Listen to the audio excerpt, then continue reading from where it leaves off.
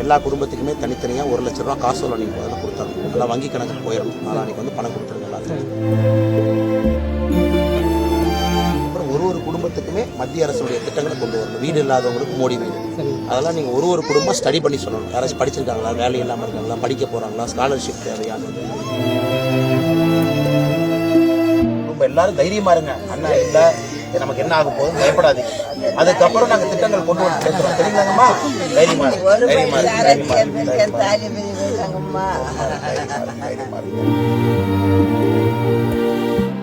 நாளை மறுநாள் ராஜேஷ் அண்ணா நீங்கள் தலைவர்கள்லாம் வந்து எல்லா குடும்பத்துக்குமே தனித்தனியாக 1 லட்ச ரூபா காசோலை நீங்கள் முதல்ல கொடுத்துடணும். நல்லா வங்கி கணக்கு போயிடணும். நாளைக்கு வந்து பணம் கொடுத்துருங்க எல்லாத்துக்கும். எமர்ஜென்சி ஏதாச்சும் செலவு இருக்கும், அதெல்லாம் அதை பயன்படுத்திக்கிட்டோம். அதுக்கப்புறம் ஒரு குடும்பத்துக்குமே மத்திய அரசுடைய திட்டங்களை கொண்டு வரணும். வீடு இல்லாதவங்களுக்கு மோடி வீடு, அதெல்லாம் நீங்கள் ஒரு குடும்பம் ஸ்டடி பண்ணி சொல்லணும். யாராச்சும் படிச்சிருக்காங்களா, வேலை இல்லாமல் இருக்காங்களா, படிக்க போகிறாங்களா, ஸ்காலர்ஷிப் தேவையானது. தனித்தனியாக ஒரு குடும்பத்துக்கும் நம்ம உதவி பண்ணிக்கலாம். சரிங்களா, நாங்கள் இருக்கோங்கம்மா, நாங்கள் இருக்குங்கம்மா.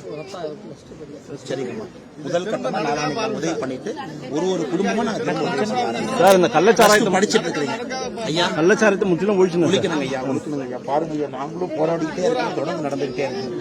போன ஆண்டு மறுபடியும் இந்த வருஷம். தைரியமா இருக்குமா? நான் ஒரு நிமிஷம் தைரியமா இருக்கு. பிள்ளைங்களுக்கு வேலை வாய்ப்பு கொஞ்சம். சரிங்க ஐயா. ஐயா நாங்கள் உறுதியாக பண்றோங்க ஐயா. என்னுடைய வேலை என்னன்னா, முதல் கட்டமா உங்களுக்கு ஒரு நிதி உதவி எமர்ஜென்சிக்கு தேவைப்படுங்க ஐயா. ஒரு குடும்பம், ஏன்னா ஒரு இடத்துல படிக்கிற குழந்தைங்க இருக்காங்க, ஒரு இடத்துல படிச்ச குழந்தைங்க இருக்கிறாங்க. இதுக்கு முன்னாடி வீட்டில் அவங்க என்ன கேட்டாங்கன்னா, வீடு கட்டி கொடுங்க, எங்களுக்கு வீடே இல்லைன்னு. ஸோ ஒரு குடும்பம் ராஜேஷ் அண்ணன் நம்ம தலைவர்கள் வந்து ஒரு குடும்பமா மறுபடியும் உதவி செய்யறோம். மத்திய அரசுடைய திட்டங்களை கொண்டு வரோம். ஒரு நாங்கள் இருக்கோம். சரிங்களா, காலையில் உள்துறை அமைச்சர் அமித்ஷா அவங்களே போன்ல என்கிட்ட பேசினாங்க.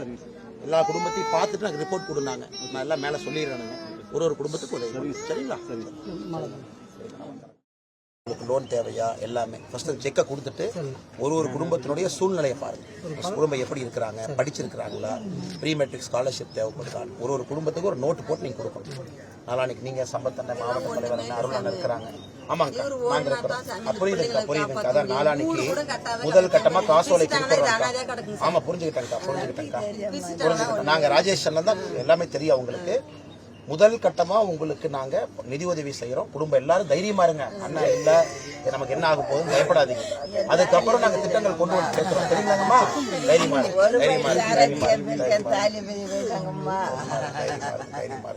ராஜேஷ் நீங்க இதெல்லாம் சமாதானப்படுத்தணும்.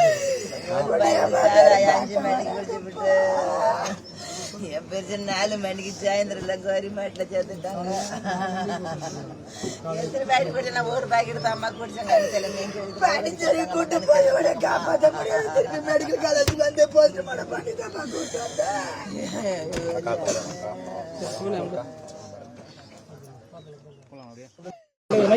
சாமி, நம்ம அது கடையா மூடுங்க சாமி. நம்ம அது கிடையாது கூடாது சாமி. எத்தனை சாமி உயிர் இப்ப பணாம போச்சாம கொண்டாடி பிள்ளைல என்ன சாமி 10 வயசு பிள்ளைல குடிச்சு சாமி. எத்தனை வேணாம் சாமி. இந்த மது கடையை மாத்திரம் சாமி. மது கடையை சாமி அது ஒன்றும்